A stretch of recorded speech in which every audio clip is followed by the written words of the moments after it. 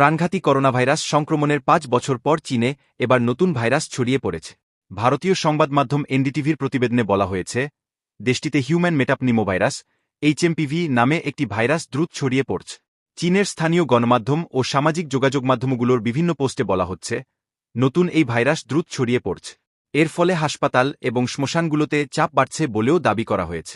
এছাড়া সামাজিক যোগাযোগ মাধ্যমে ছড়িয়ে পড়া ভিডিওতে দেখা যাচ্ছে যে হাসপাতালে ভিড় বেড়েছে। কিছু ব্যবহারকারী জানিয়েছেন, ইনফ্লুয়েঞ্জা এইচএমপিভি, মাইকোপ্লাজমা নিউমোনিয়া এবং কোভিড-১৯ সহ একাধিক ভাইরাস চীনে ছড়িয়ে পড়ছে। এসব কারণে চীনে জরুরি অবস্থা জারি করা হয়েছে বলেও দাবি করা হচ্ছে। তবে এই বিষয়টি নিশ্চিত করা যায়নি বলে প্রতিবেদনে বলা হয়েছে। স্বাস্থ্য বিশেষজ্ঞরা জানান, এইচএমপিভি ভাইরাসের লক্ষণগুলো করোনার মতো হতে পারে। তারা এই পরিস্থিতি গভীরভাবে পর্যবেক্ষণ করছে। সামাজিক যোগাযোগ মাধ্যম এক্সে সার্স-কোভ-২ কোভিড-১৯ নামের একটি হ্যান্ডেল থেকে বলা হয়েছে, চীন একাধিক ভাইরাসের উত্থানের মুখোমুখি, যার মধ্যে রয়েছে ইনফ্লুয়েঞ্জা এইচএমপিভি, মাইকোপ্লাজমা নিউমোনিয়া এবং কোভিড-১৯। হাসপাতালগুলোতে নিউমোনিয়া এবং হোয়াইট লাংয়ে আক্রান্ত শিশুদের চাপ বাড়ছে।